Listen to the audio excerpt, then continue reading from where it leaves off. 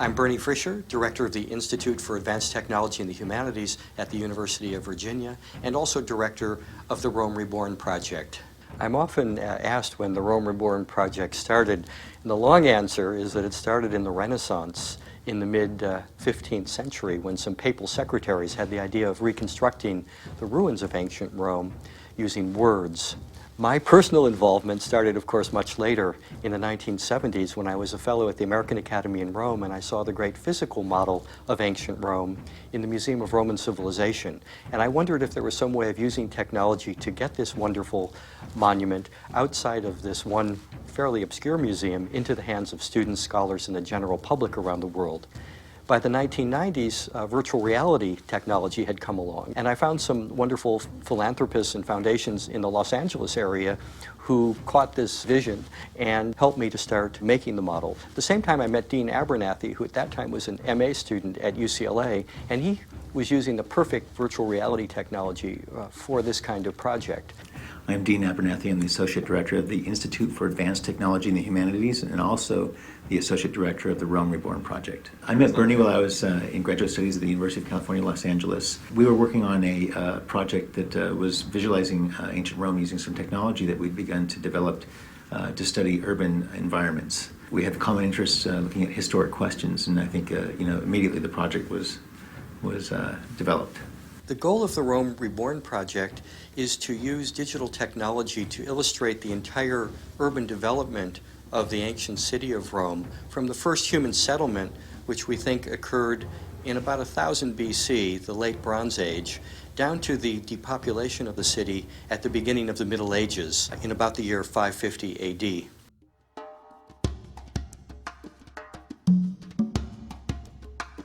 Students were pivotal in creating these models. Really, this took off in a School of Architecture at UCLA and has also found a home at the University of Virginia as well. And architectural students who use these kinds of digital tools to create things for the future actually are very good at understanding space and at using these kinds of tools and materials to create these kinds of buildings and models.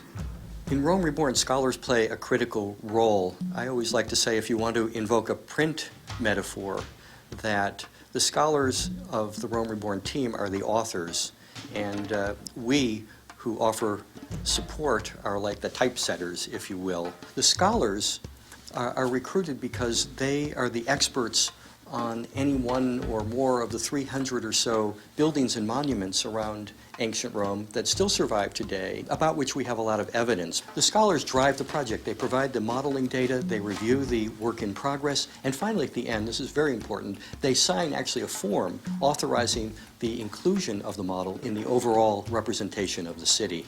So the scholars play a critical role, and I think that this is what differentiates the Rome Reborn project from projects of historic urban modeling that had come before, and certainly from the many commercial models that are out there of ancient Rome. If you look on the box, you won't find the name of a scholar who takes responsibility as an author. In Rome Reborn, our scholars are the authors. I don't want to downplay the role of the modelers, because these are often advanced students who are students of architecture or archaeology, and through the modeling project, they come to know as much about the site as the scholars, and they often can make corrections or make suggestions that the scholars accept. So this becomes a truly collaborative process, driven by the scholars, but the students are full partners typically in the making of an individual component of the overall city model. The model is used a couple ways in education. One is obviously when the students are building the model, they're learning a tremendous amount about the building. They're actually really beginning to put together drawings that were done by archaeologists and synthesizing these into a three-dimensional building. That's really a form of testing the information. And for a student to be able to do this and in a sense turn the tables on their instructor, it's a great opportunity for them to actually really take charge of their education and do something really interesting with it. Many of them actually really help the archaeologists to understand the implications of their drawings, even in their research. So many changes and refinements at least have come through students really examining this kind of work and doing these activities. The other way it can be used in education is to really transform the way these kinds of materials are viewed in a classroom. For architectural historians and architects who study architectural history, when you begin to look at this stuff, you're looking at drawings and plans and things like that. And as an architect, I know it takes many years to really understand the implications of a drawing. It's an abstraction. But these spaces allow people to really understand the buildings, to enter into them, to experience the light, the space, and sometimes the sound.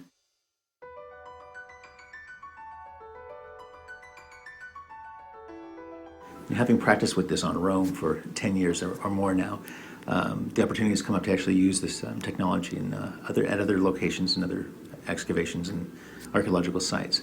One place that I'm really excited about working on is the Sacred Valley in Peru. It's known mostly because at the end of it is Machu Picchu, one of the 7 modern wonders of the world. But what's really fantastic about this is that you can actually integrate Machu Picchu into the whole environment, into the ecology of the valley, into the topography, and show the relationship of it to other Incan sites in the area.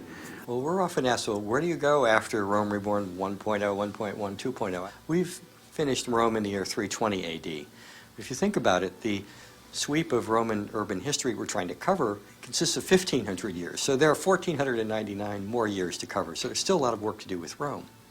There's also, though, a lot of work to do elsewhere in the world. There are several hundred scholars now who are actively involved in making these kinds of urban models and models of individual monuments down to even vases using 3D technology. And that's a wonderful thing.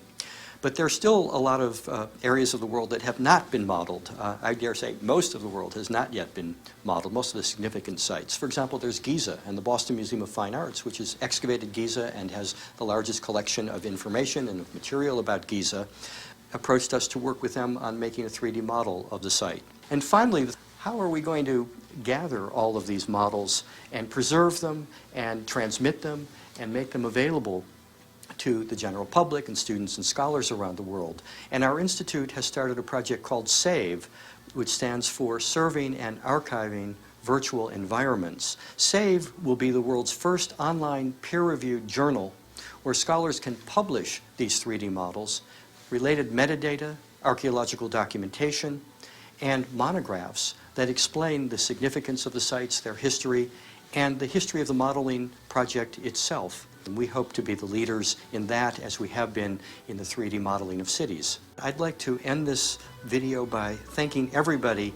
who caught the vision in the mid-1990s and found it inspirational and lent their support to make this day possible when we finished the biggest urban model ever made, Rome in the year 320 AD.